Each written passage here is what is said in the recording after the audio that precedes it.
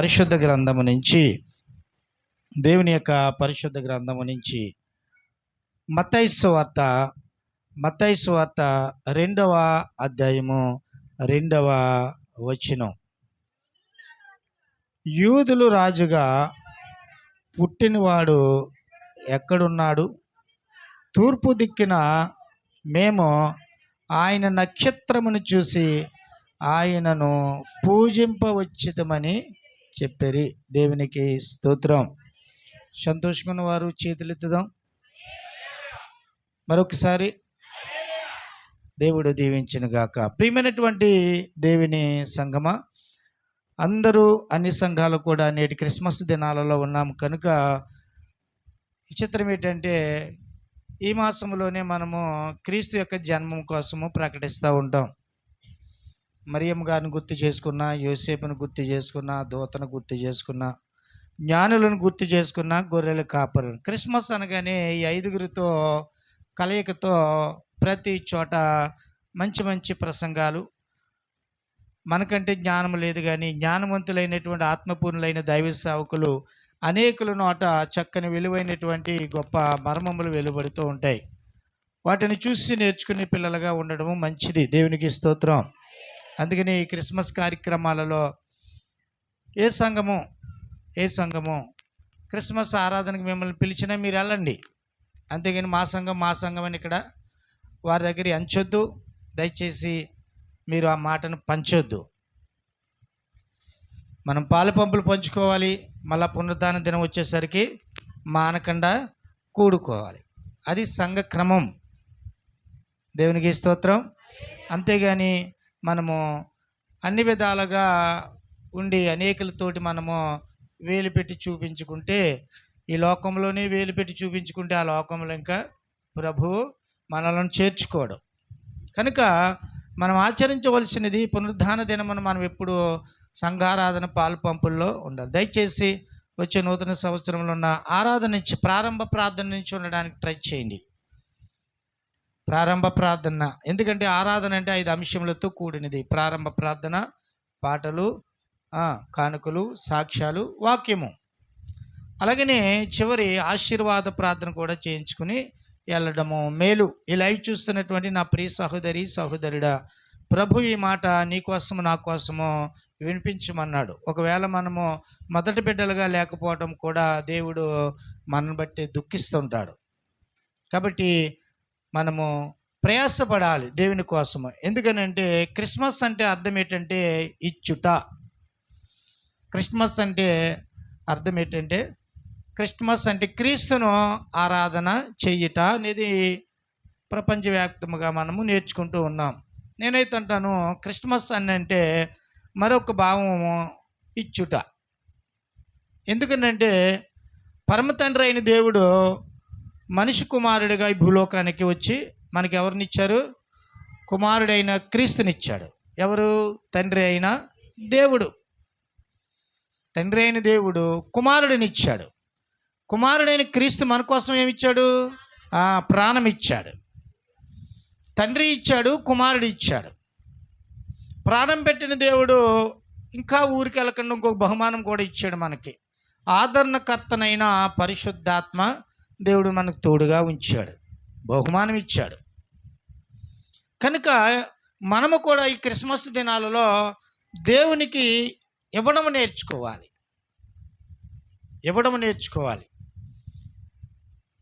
ఇంతవరకు మనం సజీవుల లెక్కలలో సజీవులుగా మనం ఉన్నామంటే దేవునికి ఏమిచ్చి మనం రుణము తీర్చుకోలేం. కనుక ఇచ్చే బిడ్డలుగా మారిపోదుము గాక. ఇవ్వాలి. నీకు కలిగినది సమయం ఇవ్వాలి. నీకు కలిగిన నీ బలాన్ని ఇవ్వాలి. పరిచర్యకి కలిగినటువంటి నీ యొక్క వరములు, దేవుడిచ్చిన వరములను పంచాలి. ఈ అభిషేకమును అనేకులకు ఇవ్వాలి. ఇచ్చే బిడ్డలుగా మనం ఉండాలి. కానీ ఇవ్వకుండా ఆగిపోయి ఇంటిలో నిలిచే పిల్లలుగా ఎంత మాత్రమో ఉండకూడదు. జాగ్రత్తగా గమనించండి. అందుకనే ప్రతి ఒక్క గృహకుడికి ఆసక్తిగా మనము వెళ్ళవలసి ఉన్నదని మరొకసారి చెప్తున్నాను. దేవునికి స్తోత్రం. కనుక ప్రియమైనటువంటి దేవుని సంగమా, ఇందులో ఈరోజు మనం నేర్చుకోబోయే అంశం ఏంటంటే, యూదుల రాజుగా పుట్టినవాడు ఎక్కడున్నాడు అని తూర్పు దేశపు జ్ఞానులు హేరోదు రాజును అడుగుతున్న విషయం. కనుక ఈరోజు కొద్ది నిమిషాలు దేవుని యొక్క వాక్యాన్ని బట్టి జ్ఞానుల కోసమే మనం నేర్చుకుందాం. జ్ఞానులలో ఉన్నటువంటి గొప్ప లక్షణాలు పరిశుద్ధాత్మ దేవుడిచ్చిన తలాంతుని బట్టి చెప్పాలని ఇష్టపడుతున్నాను. దేవునికి స్తోత్రం. జ్ఞానులలో ఉన్నటువంటి లక్షణాలు మనం ఒక్కొక్కటిగా ముందుకు వెళ్ళడానికి ఇష్టపడదాం. అదే వాక్యాన్ని మళ్ళా దగ్గరగా ఒకరు చదవండి. మత్తయి సువార్త 2వ అధ్యాయము 2వ వచనం. అది మాత్రమే ఈరోజు మన ధ్యానాంశం. ఇంకా పేజీలు తిరగక్కర్లేదు, పత్రికలు తిరిగే అవసరం లేదు. యూదుల రాజుగా పుట్టినవాడు ఎక్కడున్నాడు? తూర్పు దిక్కున మేము ఆయన నక్షత్రమును చూసి ఆయనను పూజింపవచ్చుతామని చెప్పరి. దేవునికి స్తోత్రం. ప్రియమైనటువంటి దేవుని జనంగమా, జ్ఞానులో ఉన్నటువంటి మొదటి లక్షణము మనకి కనిపిస్తూ ఉంది. వారు ఎక్కడి నుంచి వచ్చారంట? తూర్పు దేశమును బయలుదేరి వస్తూ ఉన్నారు. అంటే తూర్పు దేశంలో వారి శాస్త్రాల ప్రకారముగా గ్రహించే లక్షణం వారికి ఉంది. ఆనాటి అసలు యూదుల రాజుగా పుడతాడన్న బైబిల్లో దేవుని పుట్టుక కోసం, యేసుక్రీస్తు యొక్క పుట్టుక కోసం రమారమి 400 ప్రవచనాలు ఉన్నాయి. ఈ 400 ప్రవచనాలు నెరవేరుతున్నాయా లేవనేది ఆ కాలంలో ఉన్నటువంటి యూదులకు కానీ, ధర్మశాస్త్రమును బోధిస్తున్న వారు కానీ గ్రహించుకు ఉన్నారంట. కానీ ఎవరు అంటే ఈ తూర్పు దేశపు జ్ఞానులు ఎవరు అని అంటే, ఒక రాజరకపు వంశము నుంచి ఖగోళ శాస్త్రజ్ఞులు. వారి భేదవారు కాదు. ఎందుకనంటే మనము జ్ఞానులు అనగానే మనకు గుర్తొచ్చే అంశం ఏంటంటే, వారు ఏం తీసుకుని వచ్చారంట? ఎవరు మాట్లాడలేదు ఏంటి? వారు తీసుకొచ్చింది, మనం తీసుకొచ్చింది అడగడం లేదు. వారు తీసుకొచ్చింది బంగారము, బోలము, సాంబ్రాణి. దేని మీద తీసుకొచ్చారు? అదనమాట. దేవునికి స్తోత్రం. ఒంటెల మీదే తీసుకొచ్చారంట. ఇది కొంచెం మర్చిపోతుంటారు అక్కడక్కడ మన సేవకులు, సంఘాలని. ఒంటెల మీద తీసుకొచ్చారంటే ఎంత బంగారం అయి ఉండొచ్చు, ఎంత బోలం అయి ఉండొచ్చు అక్క, ఎంత సాంబ్రాణి అయి ఉండొచ్చు. నిజమే. ప్రియమైనటువంటి దేవుని సంగమా, మనము సత్యమైన వాక్యాన్ని గ్రహించే లక్షణము మనకు ఉన్నట్లయితే అంతకంటే విలువైన అర్పణ మనము కూడా ఇవ్వచ్చు. చప్పలు కొడతాం. దేవునికి స్తోత్రం. దేవుడు బంగారము, బోలము, సాంబ్రాణి కంటే తన స్వహస్తాలతో చేసుకున్న నిన్ను నన్ను విలువైన రక్తముతో ఆయన నా సొత్తుగా అని నిన్ను నన్ను కొనుక్కొని ఉన్నాడు. వీళ్ళు ఇస్తున్నారంట, ఆయన కొనుక్కుంటూ ఉన్నాడంట. ఎంత విడ్డూరం! పరలోకము మహిమ విడిచి దేవుడు మానవ అవతారముగా ఈ భూలోకముకు రావడం ఒక వింత. దేవుడు మానవుడుగా మారుట ఒక వింత. మళ్ళా మానవులుగా ఉన్న మనలను ఆయన రాజ్యములో ఆయన కుడిపార్శ్వమున దేవునికి సమానంగా కూర్చోబెట్టుట చేసే ఆలోచన గొప్ప వింత. దేవునికి స్తోత్రం. దేవుడు మానవుడిగా మారిపోయాడు. మానవులందరిని ఎలా చేయాలనుకుంటున్నాడు? దేవుడిగా చేయాలనుకుంటున్నాడు ఆయన. అందుకనే ప్రియమైనటువంటి దేవుని సంగమా, ఆ రోజు కలిగినటువంటి యూదులు లేక దేవుని వెంబడించేవారు మెస్సయ్యగా పుడతాడని, యూదుల రాజుగా పుడతాడన్న ప్రవచన నేర్పలు, ఆ యొక్క అనేకమైన ప్రవచనాలు వింటున్నారు. కానీ ఏ ఒక్కరు కూడా గ్రహింపులేని వారుగా ఉన్నారు. ఈరోజు ఈ వాక్యాన్ని బట్టి, ఈ వాక్యం వింటున్న నా ప్రియ దేవుని సంగమా, మనము మొదట గ్రహించే బిడ్డలుగా ఉండాలి. దేవుని యొక్క లేఖనాలు చదివినప్పుడు, దేవుని యొక్క వాక్య భాగములను వివరించినప్పుడు మనము గ్రహించే స్వభావం ఉండాలి.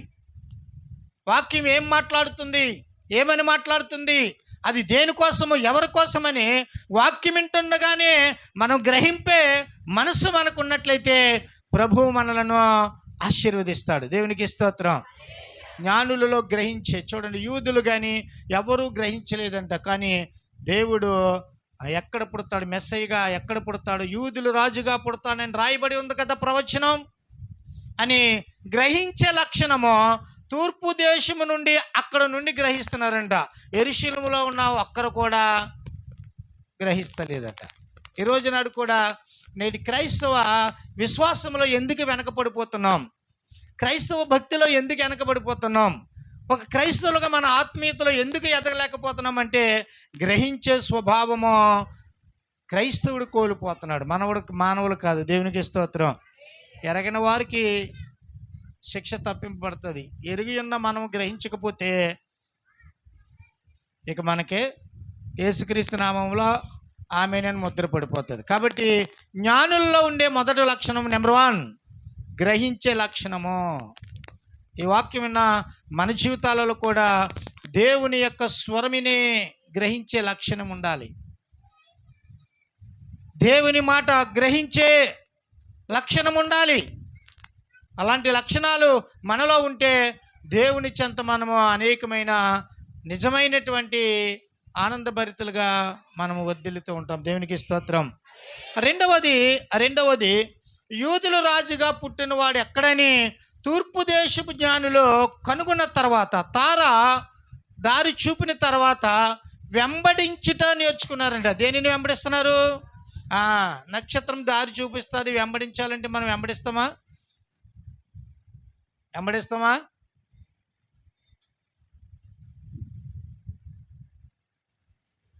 దేవుడని వెంబడిస్తామండి?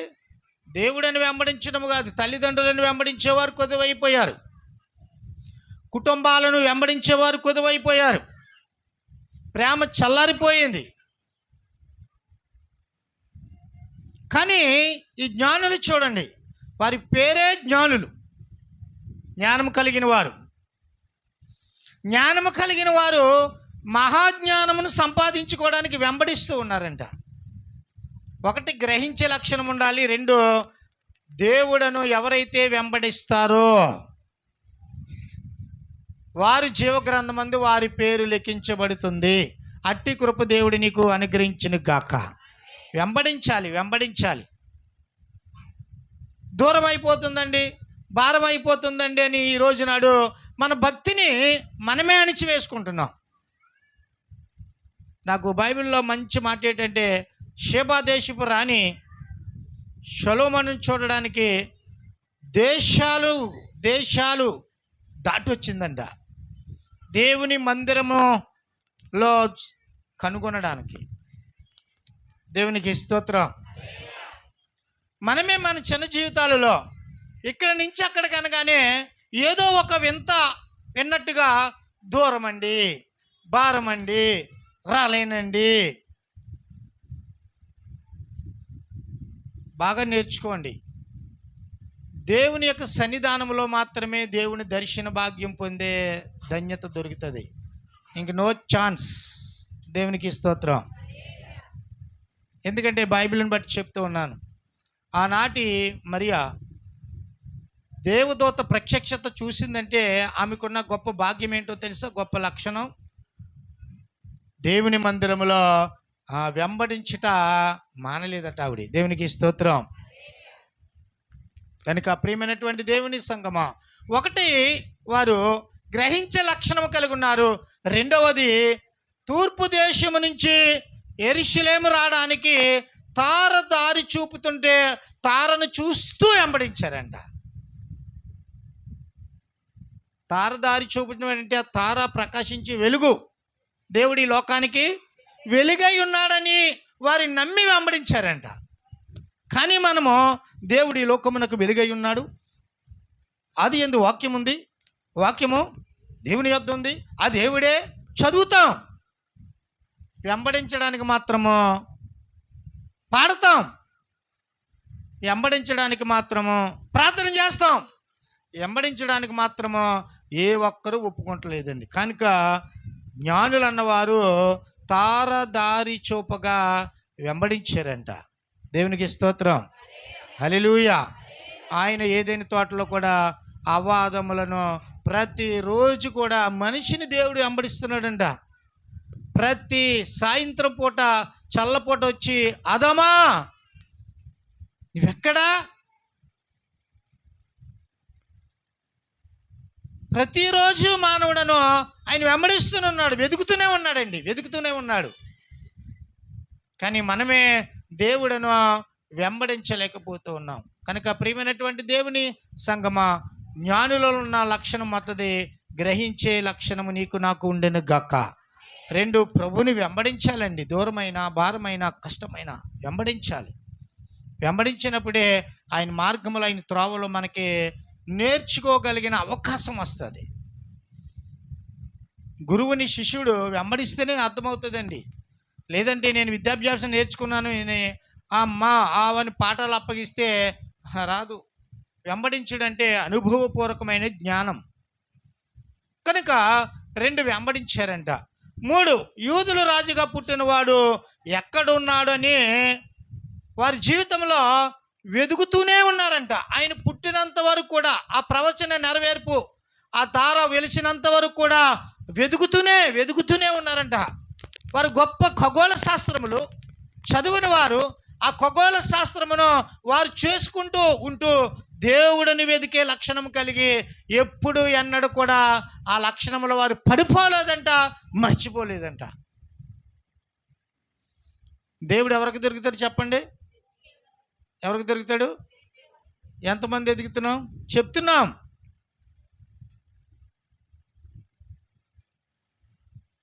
చెప్తున్నాం. ఆయన తగిన కాలమందు మనకు సమీపంగా ఉన్నాడు. కనుక ఆ సమీపంగా ఉన్న దేవుడను మనం వెతకాలి. వెతికిన వారికి మాత్రమే ఆయన దొరికే దేవుడు. మరి వెతకని వారి సంగతి ఏంటంటే, నీకు ఆయనకు అవసరం లేదంటే నువ్వు ముందే అవసరం లేదు ఆయనకి. నేను చెప్పే మాట ఇది, అంతే కదా. నేను నిన్ను వెతకకపోతే నాతో నీకు పని ఏంటి? అందుకనే ప్రియమైనటువంటి దేవుని సంగమా, వెతికే లక్షణం ఉన్నారు. 3వది వెతుకుతూనే ఉన్నారంట. వారికి పని ఉందా లేక అని అంటే, ఖగోళ శాస్త్రజ్ఞులుగా వారు గుర్తింపు పొందిన వారు. ఆ రాజ్యంలో ఏమి జరిగినా ఆ రాజ్యానికి కలిగిన ప్రతిదాని సాంకేతికను బట్టి వారు నేర్పించే గొప్ప శాస్త్రజ్ఞులు. అలాంటి శాస్త్రజ్ఞులు ఆ పని చేసుకుంటూ ఆ రాజ్యంలో ఉన్న ప్రతి భారమును మోస్తూ ఎవరిని వెతుకుతున్నారంట? దేవుని వెతుకుతున్నారు. చుట్టాలు వస్తే ఆగిపోతాం మనం. మంచి మార్కెట్ అయితే ముందు ఆగిపోతాం. కొంచెం నీరసం, అక్క నాయకి చూడండి, కొంచెం నీరసం. ఎంత నీరసం?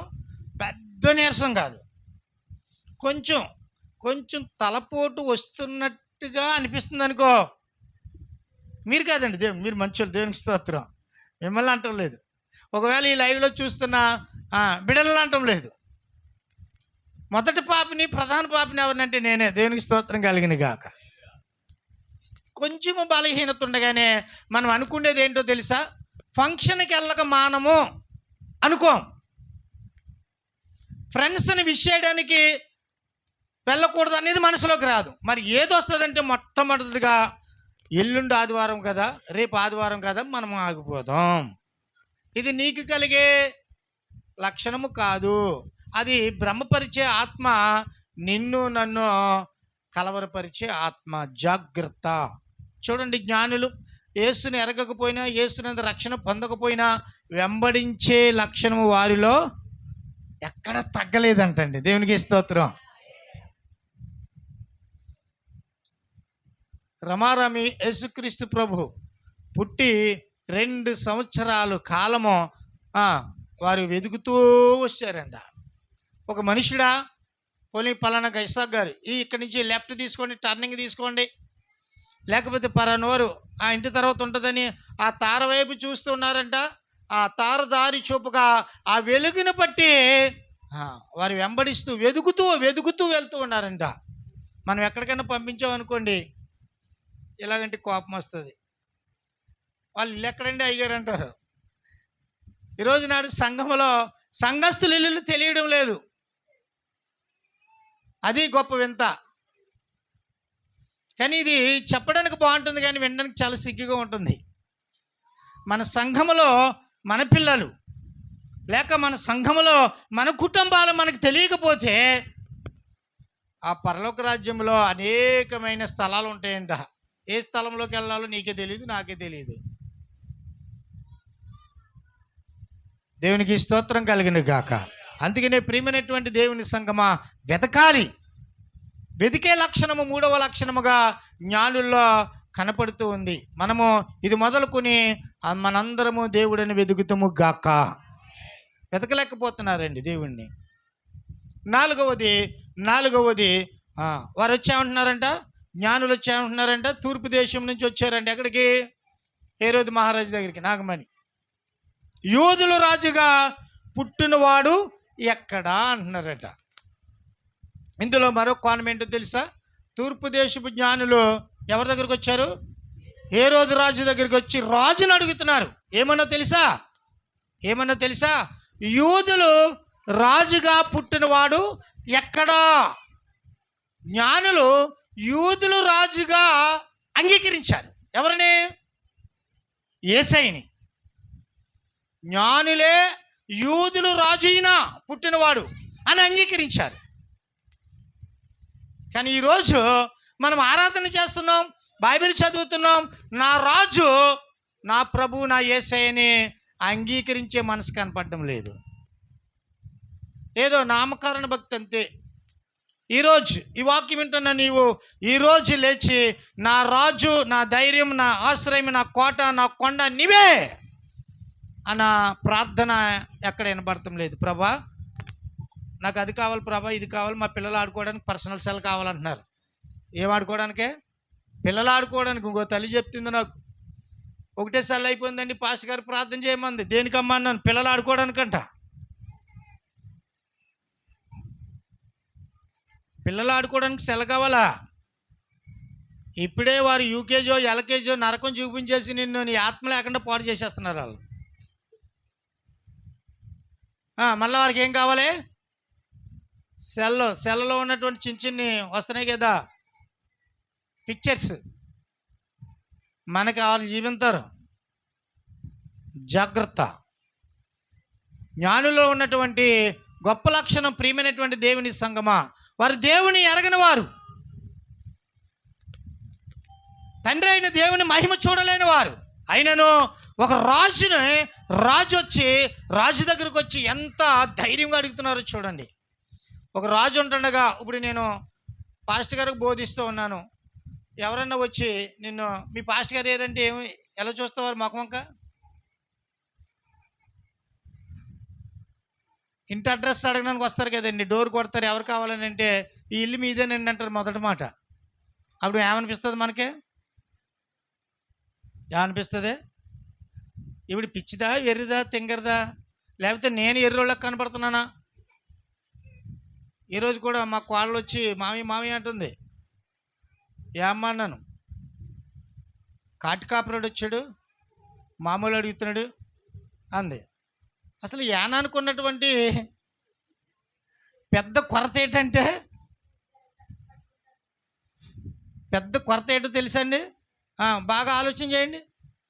మెట్టగూరు కానీ, కనకాలపేట కానీ, పరంపేట కానీ, యానం కానీ, టౌన్ కానీ ఎక్కడైనా వారే లేరు. ముందు మీకు తెలియదు, ఎవరైనా చనిపోయారంటే మాకు ఉన్నటువంటి పెద్ద సమస్య ఏంటంటే ఎవరు వీరికి గొయ్యి తీస్తారా? మీకు తెలియదు. మేమే తీసుకున్న రోజులు కూడా కనపడుతున్నాయి. కానీ ఆడేమంటున్నాడు? 3 నామాలు పెట్టాడు బ్రతుకు తెరువుకి. దేవుడు బ్రతకరా అని ఆశీర్వదిస్తే ఏమీ లేక దేవుడిని అడ్డం పెట్టుకుని బ్రతికేస్తున్నారు. ఎందుకంటే సోమరితనం, సులువైన పద్ధతి నేర్చుకున్నారు. కష్టపడడానికి ఎవరు ఇష్టపడడం లేదు. ఈరోజు కన్నీరు విడిచడానికి ఎవరు కూడా ఇష్టపడడం లేదు. కానీ జ్ఞానులు మాత్రము, ప్రియమైనటువంటి దేవుని సంగమా, వారు రాజుగా అంగీకరించారంటే ఎవరిని? వారే రాజులు. ఈ ఖగోళ శాస్త్రజ్ఞులు ఎవరంటే, ఈ జ్ఞానులు ఎవరంటే, బబులోను దేశంలో శాస్త్రమును రాజుకి వివరించినటువంటి రాజ్యరకము నుండి మత ప్రవిష్టులుగా పేరు పొందిన వారు. వారెవరు? రాజులు అని రాయబడి ఉంది చరిత్రలో. రాజవంశం నుంచి వచ్చిన వారంట వారు, జ్ఞానులు. అయినా రాజుగా అంగీకరిస్తున్నారంట. మనము యేసు ప్రభుగానే అంగీకరిస్తలేదు. చాలామంది చూడండి, యేసు ప్రభు దేవుడా,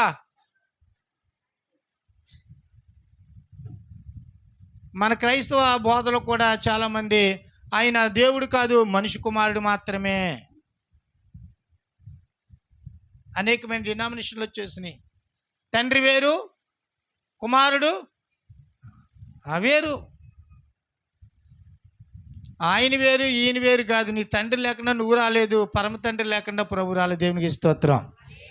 ఆయన కనికరము, ఆయన కనుదృష్టి లోకములో ప్రేమించినందువల్లనే మనిషి కుమారుడికి, భూలోకానికి తండ్రి అయిన దేవుడు దిగి వచ్చాడు. చెప్పలు కొడదాం, దేవునికి స్తోత్రం కలిగిన గాక. అది నమ్మి యూదుల రాజుగా పుట్టినవాడు ఎక్కడని హేరోదు మహారాజుని అడుగుతున్నారు. ఒక రాజు ముందుకు వచ్చి యూదుల రాజుగా పుట్టినవాడు ఎక్కడనగానే, అందుకనేనేమో ఆ హేరోదుకి కోపం వచ్చి ఉంటుంది. ఆ కోపం అంతా మనసులో దాచుకున్నాడంట. అవునా రాజా, అయినా యూదుల రాజా, అయితే మీరు పూజించండి, ఆయన ఎక్కడున్నాడో అడ్రస్ నాకు తెలియజేయండి, మీ సంగతి ఒకే ఏటకి చంపేస్తాను అనుకున్నాడంట. పాప మీ జ్ఞానులు నమ్మేశారంట. కానీ ఎవరన్నారు ఈ మాట? హృదయ రహస్యాలను ఎరిగిన వాడు ఎవరు? దూత ప్రత్యక్షమే తప్పించాడు. దేవునికి స్తోత్రం. 1 గ్రహించే లక్షణం, 2 వెంబడించే లక్షణం, 3 వెదికే లక్షణం, 4 యూదా రాజు పుట్టాడని రాజుగా అంగీకరించారంట. మనం ఆరాధన చేస్తున్న దేవుడు ఎవరంటే, రాజులకు రాజు, ప్రభువులకు ప్రభు, ఆయనే యేసుక్రీస్తు. బలో యేసు మహారాజుకే. క్రీస్తు నేడు పుట్టెను. ఆమేన్.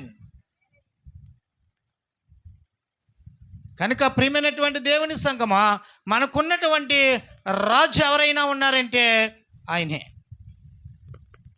ఈ రోజు నాడు రాజులను బట్టి లేక మనుషులను బట్టి మోసపోతున్నారు. భౌతికమైన హేళకమైన బిడ్డలను బట్టి కూడా మోసపోతున్నారండి. కాబట్టి ఆయన రాజుగా ఒక రాజు దగ్గర అంగీకరించారంట, ఒక సామాన్యమైన వ్యక్తి దగ్గర కాదట. ఈ రోజు నాడు ఈ వాక్యం వింటున్న మనము ఆయన యందు రక్షణ పొందడానికి, రక్షణ పొందితే పెళ్ళి అవ్వదని కొందరు, రక్షణ పొందితే ఉద్యోగాలు రావట. ఏసయ్య ఏసమ్మ అన్నవారే ఉద్యోగాలు చేస్తున్నారు. బాగున్నారా? మైసమ్మ అంటలేదు నేను. బాగుంటున్నారా? యేసు అన్నవారు కలెక్టర్లో లేరా? ఐపీఎస్లో లేరా? మనకే వచ్చింది. బాప్తీసాలు తీసుకుంటేనంట పెళ్ళి ఆగిపోద్దంట, ఉద్యోగాలు రావంట. ఓ అబ్బో, మరి ఇప్పుడు చదివేస్తుంది, మరి చదివేస్తుందో చాటింగ్ చేస్తుందో ఎవరికి తెలుసు? అంతా అయిన తర్వాత తెలుస్తుంది మనకి. అప్పుడు కూడా ఏమంటామంటే, నా బిడ్డ అలాంటిది కాదండు, ఎక్కడో ఎవరో కాదు. ప్రియమైనటువంటి దేవుని సంగమా, అందుకనే నీ ఇంటి వారు, నీలో ఉన్నవారు, నీ అయిన వారు, నీ రక్త సంబంధులు నేడే రక్షణ దినం. ఆయన అంగీకరించిన బిడ్డగా, రాజుగా అంగీకరించిన బిడ్డగా మనం మారిపోదాం. దేవునికి స్తోత్రం. రేపటి దినమున ఏమి సంభవించినా ఎవరికే తెలియదండి. దేవునికి స్తోత్రం. కాబట్టి ఇంకొక లక్షణం చూసి మనము త్వరగా ముగింపులోనికి వెళదాం. మళ్ళా ఈసారి 2వ అధ్యాయము 9వ వచనం చదవండి. 2వ అధ్యాయము 9వ వచనం. వారు రాజు మాట విని బయలుదేరిపోచుండగా అక్కడక్కడ పిడిగిలు పడును, వర్షం పడినట్టుంది. అక్కడక్కడ వర్షములు. వాతావరణ శాఖ వారు అందిస్తున్న సూచన, ఈరోజు ఉష్ణోగ్రత 20 డిగ్రీల సెల్సియస్. ఈరోజు మధ్యాహ్నం అక్కడక్కడ వాక్యం చదవగలిగిన బిడ్డలు అలా చూస్తున్నారు. అలాగా అయిపోయి చదువుకోండి అమ్మా. మీరు కానీ చదివితే వజ్రాలు వైడీరాలు ముత్యాలు రాలిపోతే పాస్టర్ గారు బాగుపడిపోతారు తీసుకుని జోబులు వేసుకుని. మీరు అలా కళ్ళప్పగించి చూస్తుండండి. ఏం చదవమంటే ఎంటెక్ అండి. ఏంటెక్క? బైబిల్ వాక్యం మాత్రము ఆసక్తి. దేవునికి స్తోత్రం. ఎందుకంటే ఈ వాక్యం నా కోసమే చెప్తున్నారన్న భయము, భీతి. ఎస్, మనకే దేవుడు ప్రేమించిన వారిని హృదయంలో తాకుతుందట. నిన్ను దేవుడు ప్రేమించకపోతే వాక్యము నిన్ను తాకుదట. దేవునికి స్తోత్రం. కనుక ఇప్పుడైనా మత్తయి సువార్త 2వ అధ్యాయము 9వ వచనమును మనము చదువుదాం. వారు రాజు మాట విని బయలుదేరిపోచుండగా ఇదిగో తూర్పు దేశమున వారు చూసిన నక్షత్రము శిశువు ఉండిన చోటికి మీదిగా వచ్చి నిలిచి వారికి ముందుగా నడిచెను. దేవునికి స్తోత్రం. రాజు దగ్గరికి వెళ్ళి యూదులు రాజుగా పుట్టినవాడు ఎక్కడని అడిగారట.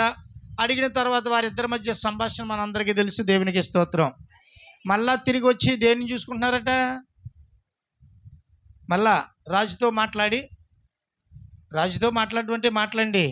ఒక అధికారిని కలవడానికే గేట్ అట్టుకుని గబ్బిలలో వేలబడాలి.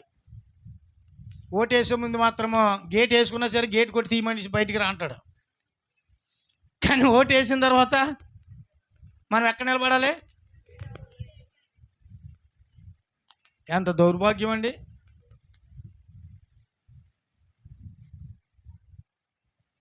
ఓటు వేయకముందు మనం లాగేసి అత్తేసుకుంటారు, భుజం మీద చేసేస్తారు. అప్పుడు ఇలాగే చూసుకుని కట్టుకున్న భర్తను చూస్తుంటుంది అనమాట. ఆ స్త్రీ మీద కానీ ఏమైనా కొంచెం దగ్గరికి చూసుకుంటే భర్తను అంటుంది, చూసావా నన్ను ఎవరు తీసుకున్నారు దగ్గరికి? ఎవరు తీసుకున్నారు? కలకాలము రాత్రి పగల్లో కష్టపడిన భర్తను కిలకిలా చూస్తుంది. ఓటేసేసిన తర్వాత అర్థమైందండి. బిడ్డ దిగిపోయాడు, ఉద్యోగానికి వచ్చాడు, ఎవరిని వెళ్ళమంటది? వెళ్ళరండి. మరి అప్పుడు ఎలా చూస్తారు? ఎవరి పిల్లలు? సెల్ఫీలు. ఎవరితో? సెల్ఫీలు దించుకున్న వరకు అందరికీ సెల్ఫీలు చూపించారు. పిచ్చి లోకం ఎటుపోతుందో తెలియడం లేదు. జ్ఞానులు చూడండి, ఖగోళ శాస్త్రజ్ఞులు, రాజ్యరకపు వంశస్థులు తార మళ్ళా ఉన్నదా తిరిగి వెంబడించే లక్షణం ఉందంట. 5వ లక్షణం ఏంటో తెలుసా? జ్ఞానుల్లోది తిరిగి లేవాలి మనం. నీతిమంతుడు ఎన్నిసార్లు లేస్తాడు? ఎన్నిసార్లు పడిపోయినా 7 సార్లు పడిపోయినా తిరిగి లేస్తాడంట. వాడు నీతిమంతుడు. చెప్పకూడదు. దేవునికి స్తోత్రం. తిరిగి నా స్థితిగతి ఏంటి? నా ఉన్నతమైనటువంటి స్థితిలోకి ఎవరు మార్చారు నన్ను? ఈ సంతోషము సమాధానముగా బ్రతుకుచున్నామంటే ఎవరు నడిపిస్తున్నారు నన్ను? నడిపించే నాయకుడు ఎవరు? బోధించే బోధకుడు ఎవరు? నన్ను పోషించదగిన పరమ తండ్రి ఏమై ఉన్నాడని తిరిగి చూసుకోవాలంట. ఎవరి జీవితంలో, క్రైస్తవ జీవితంలో తిరిగి చూసుకునే లక్షణం ఉందో వారు పడిపోరు, దారి తప్పిపోరు. దేవునికి స్తోత్రం. ఈరోజు ముందు వరుసలో ఉంటాయి. పెళ్ళి అయ్యేంత వరకు, ఉద్యోగాలు వచ్చే వరకు. ఓ బిడ్డ ఉందండి, నా ప్రాణము నా సర్వం నువ్వే అయ్యారు ఉంది. ఎప్పటికీ అన్నయ్య నేనే పిలాలంది. కేర్ ఆఫ్ అడ్రస్ లేదు. ఇప్పుడు ప్రాణం ఉండలేక అమ్మాని పిలుస్తున్నాం అనుకో,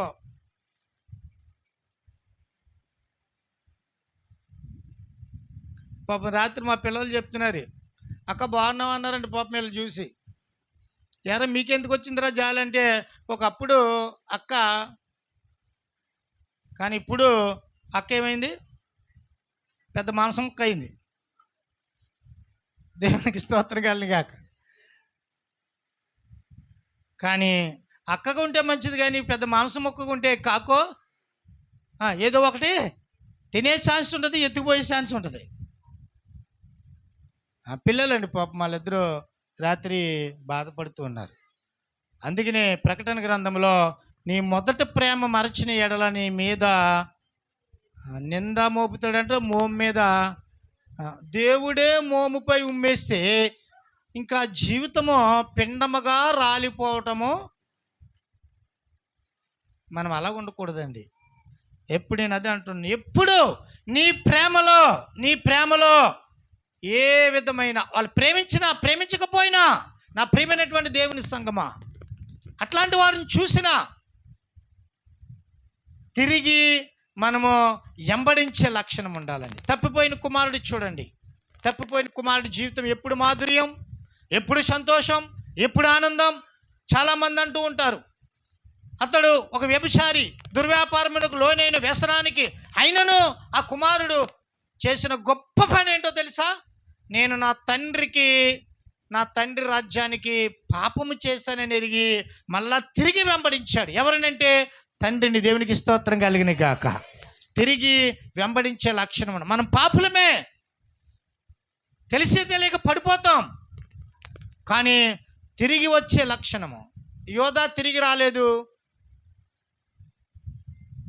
ఉరేసుకుని చనిపోయాడు. పేతురు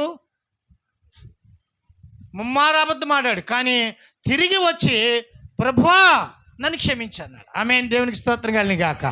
మనందరం ఒక మాట చెప్దాం ఈరోజు కన్నీటితో, దేవా నన్ను క్షమించు, నీ యొద్దకి నన్ను చేర్చుకో ప్రభువా. మనము తెలియని వారు అండి నా ప్రియమైన దేవుని సంగమా. ఒకవేళ ఈ వాక్యం వింటున్న నీవు సంఘం మీద కోపమించావేమో, సేవకుని మీద కోపమించావేమో, నీ కుటుంబంపై కోపమించున్నావేమో. దేవుడు పిలుస్తూ ఉన్నాడు, రా అని. ఇశ్రాయేలీయుల ప్రజలను కాపాడి దేవుడు కునుకడు నీకోసమే 2 కరములు చాచి ఆయన చూస్తూ ఉన్నాడు, రా.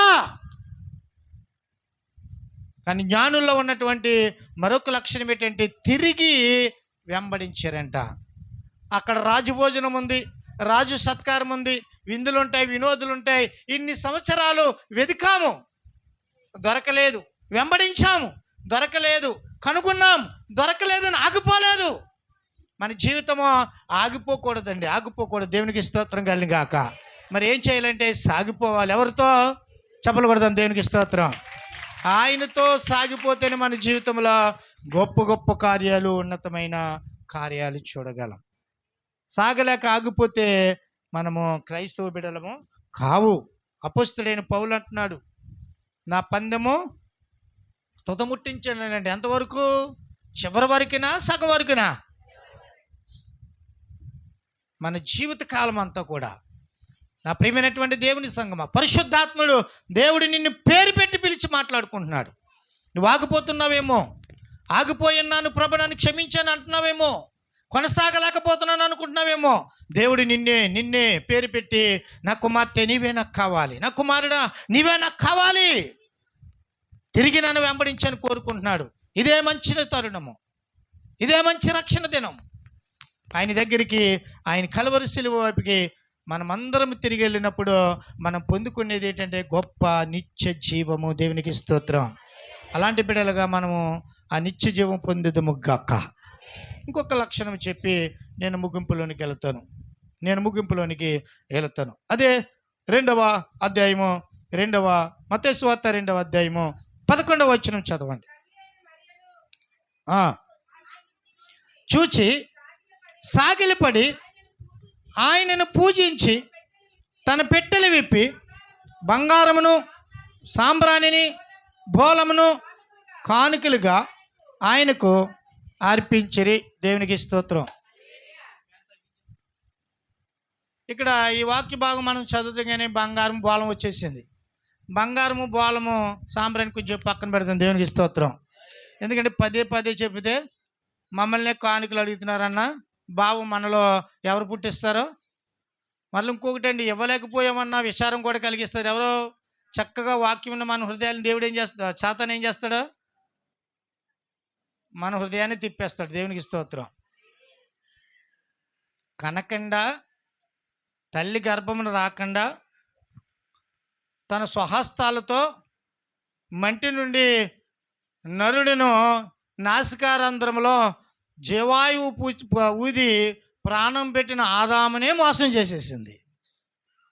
మనమెంత కనుక సరిగేనండి. ఇక్కడ చూడండి, యేసుక్రీస్తు దగ్గరకు వచ్చారంట, ఆ తల్లిని చూశారంట, శిశువుని చూశారంట. వెంటనే జ్ఞానులు చేసే పని ఏంటంటే, యేసును చూసిన వెంటనే వారు సాగిలపడి నమస్కరించి సాగిలపడ్డారంట. జ్ఞానులను బట్టి మనం నేర్చుకోవాల్సే లక్షణం ఏంటో తెలుసా? చర్చిలు చూసినప్పుడు ఇలాగంటాం కాదు, కానీ ఓకే అలాగన్న వారికి ప్రాణం అది కూడా యాక్సెప్ట్ చేస్తాను నేను, దేవునికి స్తోత్రం. ఏదో కొంత భయమో భక్తి ఉండబట్టి అలాగన్నారు, దేవునికి స్తోత్రం. అది లేకుండా ఇలా మిర్రపడి చూసిన వాళ్ళు వేరు. ఈరోజు నాడు గొప్ప పాపం ఏంటంటే మా చర్చే మా పాస్టర్ అన్న వాళ్ళు ఎక్కువైపోయారు. యేసుప్రభు మా దేవుడు అంటలేదు. వధువు సంఘము చూసినటువంటి బిడ్డలను బట్టి, చూసిన సంఘాలను బట్టి, ప్రభువా మేమందరము కూడా మా సంఘములన్నీ వధువు సంఘంగా మారిపోయేవా, నీ రాజ్యంలో కట్టబడాలన్నా ఎవరో దొరకడం లేదు. మాది నాది నాది, ఏది నీది ఏది నీది? మానవుడు చనిపోయినప్పుడు చూడండి డబ్బులు పైకి ఎగరేస్తారు, చిల్లరే అదన్నా, నోట్లు కాదు. ఎందుకు వేస్తారు చెప్పండి? ఎందుకు వేస్తారు? ఎవరికి తెలదు, బాబానికి తప్ప. చెప్పు తల్లి. అది వేసిందికి ఎందుకు వచ్చి మళ్ళీ ఏరుకుని జోబులో వేసేసుకుంటారండి, దేవునికి స్తోత్రం. గొప్ప చిత్రం నాకు తెలిసింది చెప్తున్నాను. మా పూర్వీకులు అలాగే అరేంజ్ అయినప్పుడు ఆ జల్లినటువంటి బైరమూర్తిగా లాంటి వారికి ఇచ్చేవారు అనమాట చిల్లరే. అంటే కొంచెం గట్టిగా ఎత్తుగా ఇసిరి బలం ఉందని. మళ్ళా ఆ ఇసిరినోడు అనేవాడు, రే అన్నీ పావుల కోసలు 10 రూపాయల కోసలే, చిల్లర లేదు, మీరు ఏరేండి అని వెనకాల సపోర్ట్ చేసేవారు. నిజమేనండి కదండి. దేవునికి స్తోత్రం కలిగిన గాక. అంటే ప్రాణం పోయినటువంటి శవం మీద డబ్బులు కూడా వ్యర్థము. కానీ రాజరకపు విలువ నుంచి వచ్చినటువంటి వెదుగుతూ రమారమి 2 సంవత్సరాలకి యేసుక్రీస్తు యొక్క జననము కలిగిన ఆ ఇల్లును చూసి వారు మరియను శిశువును చూసి వెంటనే నమస్కరించి సాగిలిపడిపోయారటండి. అనగా విధేయత మనలో ఎప్పుడు ఒకే రకంగా ఉండాలండి. విధేయత ఉండాలి. వినయ మనస్కుడు ఘనత నొందును. వారు ఎక్కడ చూడండి లేఖనాలకి హెచ్చుగా కనబడుతున్నారు కానీ తగ్గడం లేదు. అంటే ఆజ్ఞలను వారు ఆచరిస్తున్నారు, మనము ఆజ్ఞలను అతిక్రమిస్తున్నాం.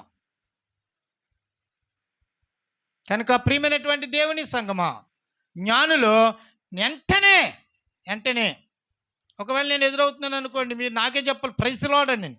నేను మాత్రం అంటాను.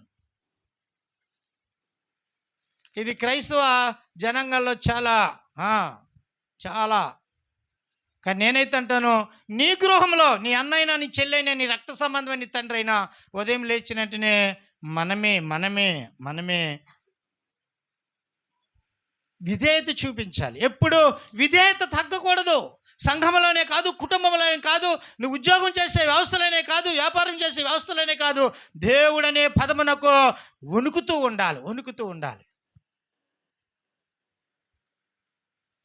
ఎవడైతే దీన మనసు కలిగిన వాడే వణుకుతూ నా మాట వినునో వాని యందే నేను దృష్టించుతాను అంటున్నాడు ఆయన. దేవుడు అనగానే మన శరీరంలో ఉన్న ప్రతి అవయవము, సన్నిధానంలో రాగానే మన శరీరంలో ఉన్న ప్రతి ఒక్క అవయవము సజీవ యాగముగా ఆయనకి మనము సమర్పణ చేసేయాలి. చెప్పలు కొడతాం, దేవునికి స్తోత్రం. అనగా ఆయన వాక్యానికి చక్కని వినయంతో వినే మనస్సును మనము అదుపులోనికి తెచ్చుకోవాలి.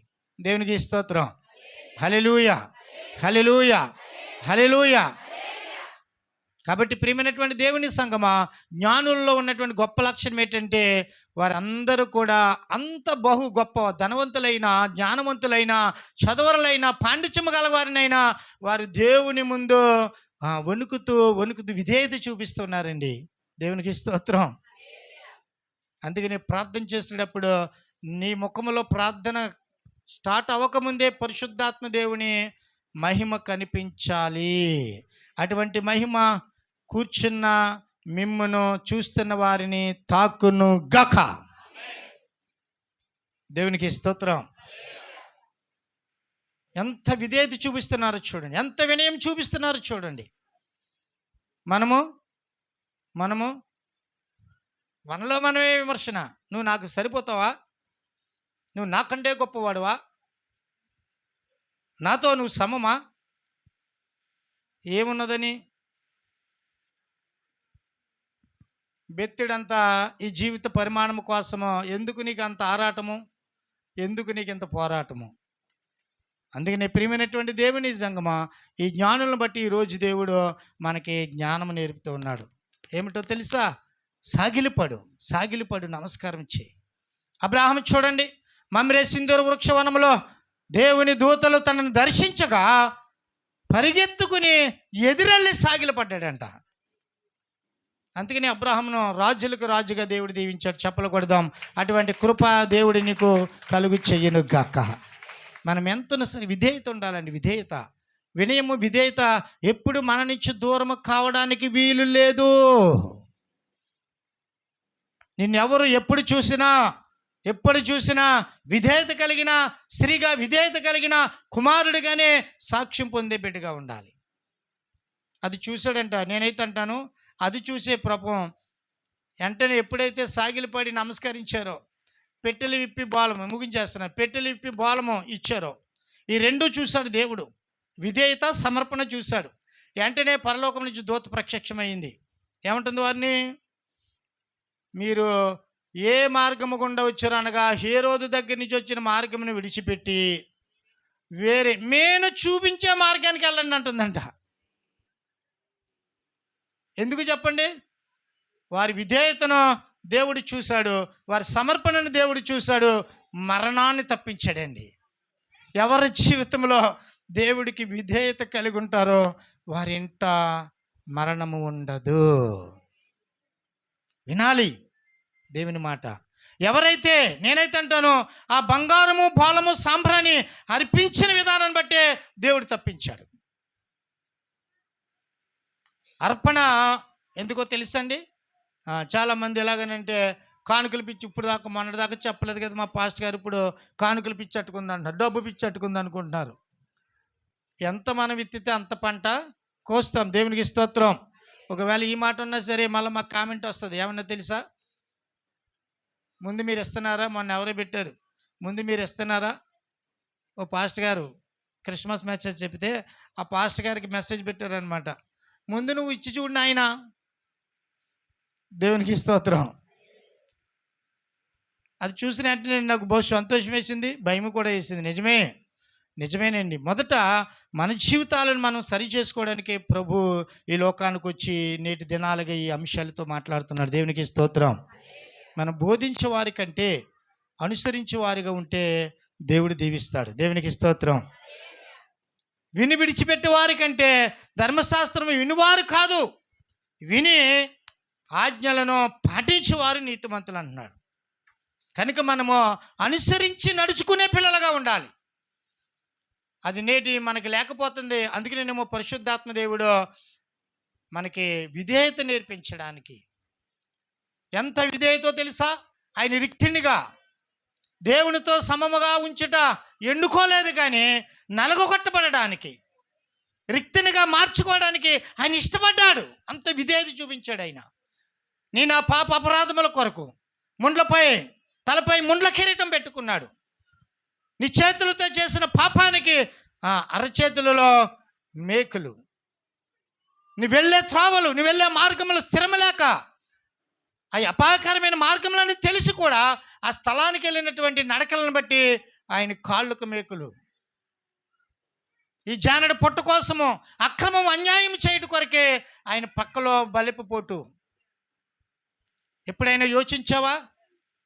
తెలిసి తెలియని ప్రతి అపరాధముల కోసము 39 కొరడా దెబ్బలు, చివరి రక్తపు బిందువు లేకుండా ఆయన కల్వరి సిలువపై నీ కోసము ప్రాణత్యాగం చేస్తే ఈరోజు మనము సాగిలిపడి నమస్కరించలేని గర్విష్టి వృద్ధులే, దేవుని మందిరం రావడానికి అయిష్టత కలిగిన మందబుద్ధులే మనం నిలిచిపోతున్నామంటే, నా ప్రియమిత్రమా ఒక్కసారి ఆలోచన చేయి. నా ప్రియ దేవుని సంగమా ఒక్కసారి ఆలోచన చేయి, యోచన చేయి. మనం ఏ స్థితిలో ఉన్నామో మనం కనుగొనాలి, ఏ స్థితిలో ఉన్నామో తెలుసుకోవాలి. అప్పుడే దేవుడు నిన్ను నన్ను క్షమించి ఆయన యొద్దకు హక్కును చేర్చుకుంటాడు.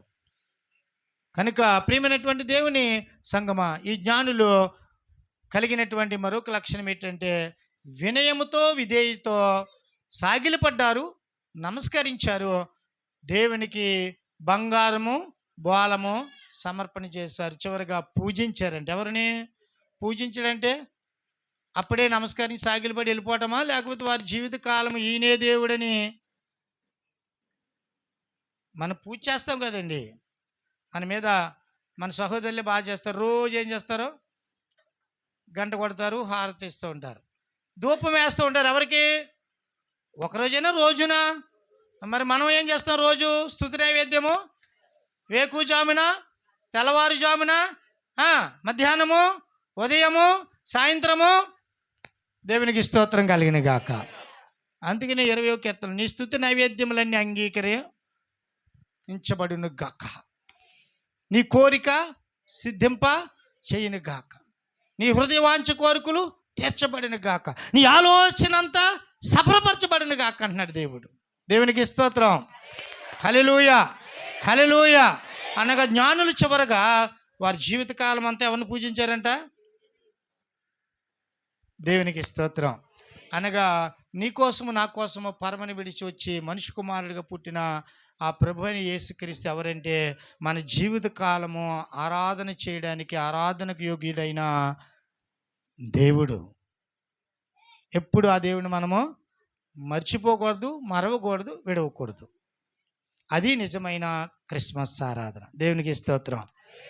అంతేగాని ఈ క్రిస్మస్లో హడావుడి చేసుకుని ఎవరో నేను కింద ప్రార్థన చేసుకుంటే పాడారు, ఇంటికి సున్నం వేయడం కాదు, కొత్త బట్టలు కట్టుకోవడం కాదని దేవునికి స్తోత్రం. అలాగనే అంగుల ఆర్భాటాలతో ఉండడము ఇది ఎందుకనంటే ఇది జ్ఞాపకం చేసుకోవటం. దేవునికి స్తోత్రం. జ్ఞాపకం చేసుకోవటం.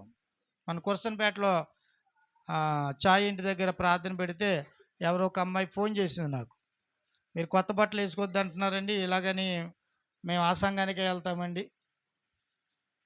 మీరు క్రిస్మస్ ట్రీ పెట్టుకుంటారు, అది పెట్టుకుంటారు, మరి మేము పెట్టుకోమండి అంటే మాది తప్పుడు సంఘమా అని ఫోన్ చేసింది. తప్పుడు సంఘం కాదు, నూతన ప్రతిరోజు వాక్యం చేత ఉదక స్నానము, అదే కొత్త బట్ట. దేవునికి స్తోత్రం.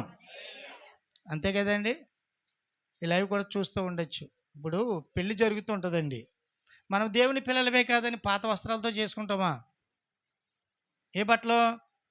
CMR, shopping mall, South India, మళ్ళీ అందులో ఆఫర్లు ఉండాలి. ఎందులో ఉండాలి? ఆఫర్ లేదు మనం తీసుకోం. ఆఫర్ దేనికి ఇస్తాడు చెప్పండి? 1కి 2 రావాలంటే అది మంచిదా చెడ్డదా? మంగయ్యమ్మ గారు ఎక్కడండి? మరి ఆఫర్లు ఆడతారేంటి? బ్రాండ్ ఏంటి? మనం వ్యాపారంలో ఉన్న చిట్కా అర్థమవుతుందా? అంటే కస్టమర్స్నే. కనుక ప్రియమైనటువంటి దేవుని సంఘమా, ఎప్పుడు నేను అనేది ప్రతిరోజు ప్రార్థన అనే ధూపము. జ్ఞానులకున్న లక్షణాలు ఉంటే నీవే ఒక క్రిస్మస్ క్రీస్తుకి ఆరాధకురాలు. దేవునికి స్తోత్రం. అంతేగాని మన ఇష్టం వచ్చినప్పుడు ఇష్టం వచ్చిన అది నీ వ్యక్తిగత జీవితం, నా వ్యక్తిగత జీవితం. వారిని విమర్శించడం కూడా ఏమో వారు ఏ శ్రమలో ఉన్నారు కాబట్టి శ్రమ అయినా వేదన అయినా శోధన అయిన దేవుడికి ఆరాధన చేయడమే మంచిది. అలాంటి బిడ్డలుగా మనందరిని దేవుడు దీవించును గాక. జ్ఞానుల్లో ఉన్నటువంటి లక్షణాలు చూసిన వారికి మనకి దేవుడు కలుగు చేసి నిజమైన క్రిస్మస్ ఆరాధనలో యథార్థ హృదయులుగా నింపును గాకని లేచి నిలబడి ప్రార్థన చేసుకుని మనం ముగింపులోనికి వెళ్ళిపోతాం. సహోదరి నాగమణి తొందరగా రావాలి. ఒక పాట పాడి వేళలో దేవుని కానుకలు సమర్పించేద్దాం. చిన్న ప్రార్థన చేద్దాం. మహాపరిశుద్ధుడును ప్రేమ కలిగిన తండ్రి, నీ ఘనమైన నామానికి స్తుతులు స్తోత్రాలు. దేవను మంచి దేవుడు, మరువని దేవుడు. ఇదిగో ప్రభు ఇంతవరకు నడిపించినటువంటి నీ కృపను బట్టి, నీ యొక్క కృపద ఐశ్వర్యాన్ని బట్టి, నీ బలమైన వాక్యాన్ని బట్టి చూడదగిన వారిని మమ్మను ఆశీర్వదించి దీవించమని నీకే మహిమ ఘనత ప్రభావములు ఆరోపణ చేస్తూ ఇక మీదటి ఇదిగో ప్రభ మా యొక్క ప్రభా కుమార్తె జన్మదినం కేక్ కట్ చేస్తున్న వేళలో ప్రభ మా మధ్యన ఉన్నావని నమ్ముచు మా బిడ్డను ఇచ్చిన దేవుడవు నీకే మహిమ ఘనత చెల్లిస్తూ యేసుక్రీస్తు నామములో అడుగుచున్నాము తండ్రి. ఆమేన్.